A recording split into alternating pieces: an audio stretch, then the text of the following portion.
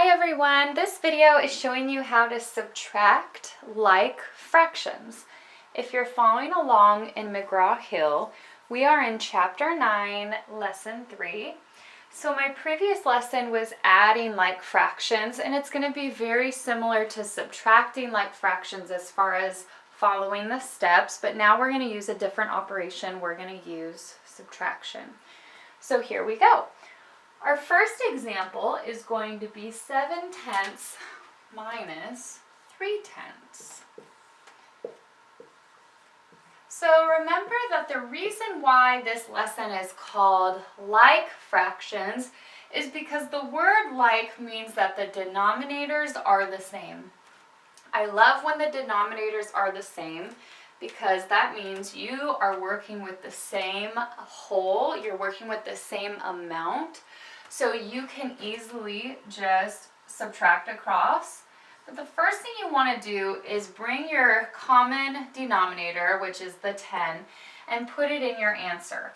If you have similar denominators, it automatically goes in your denominator for your answer. Then you can go ahead and subtract the top. 7 take away 3. 7 take away 3 is 4. And there you have your answer. Now, in 5th grade, we are also learning how to simplify fractions.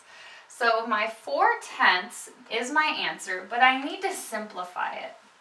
How did I know I needed to simplify it? Well, I know that the number 4 and the number 10 both share a factor. If they share a factor, which means a number that can multiply and give me a 4, and that same number can multiply and give me a 10, I need to use that greatest common factor in order to simplify this, okay? I want you to think about simplifying as I'm trying to find on a number line. If I had 4/10, which would be right about here, what other fraction represents 4/10 with a smaller numerator and denominator that would make a little bit, I guess it would create a better image for you as far as how big or how small this fraction is.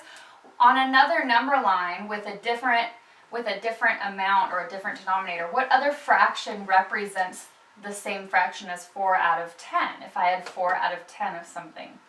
So let's go back to what we do. So I knew that 4 and 10 shared a factor, but if you don't know, you need to go ahead and list out the factors. So the factors of 4, I always start at 1, would be 1, because 1 times 4 gives me 4. And then 2 multiplies to a 4, because 2 times 2 is 4. And then once you hit the actual number 4 goes into 4, then you can stop, right? Because 5 times anything doesn't give me a 4. So now I'm done.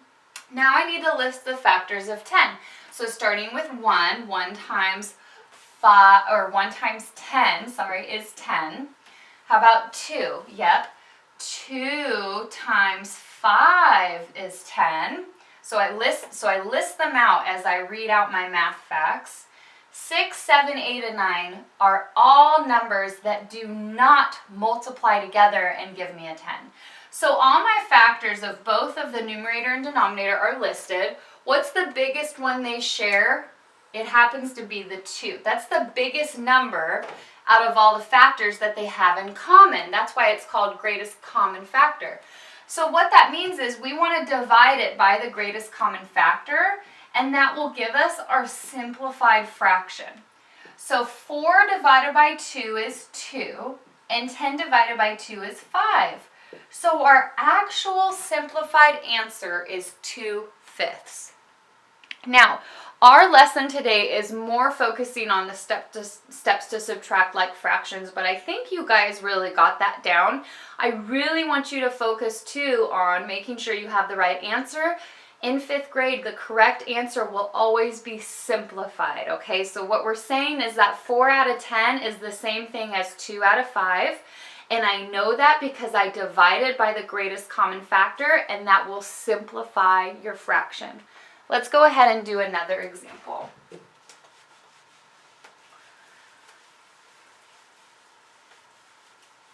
let's subtract the following fractions. Let's say I have 7/8 minus, let's do 7/8 minus 6/8. This one would be pretty easy. Okay, so the common denominator is 8, so I know that will be in my answer. And 7 take away 6 is 1.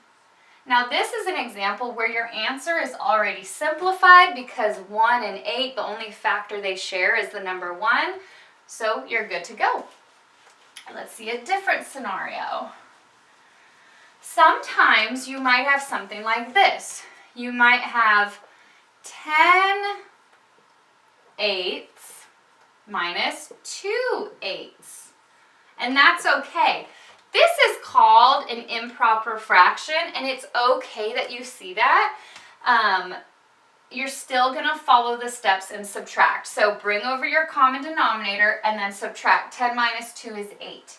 Here's a scenario where the numerator and denominator are the same. Remember, what you do in that point is you divide, because this is division. 8 divided by 8 is 1. I can also say that on a number line, 8 out of 8 is the 1 whole, okay? So there's some few examples of how to subtract like fractions. Be sure if you need to simplify, you do so. And I hope that helps you with whatever you guys are working on.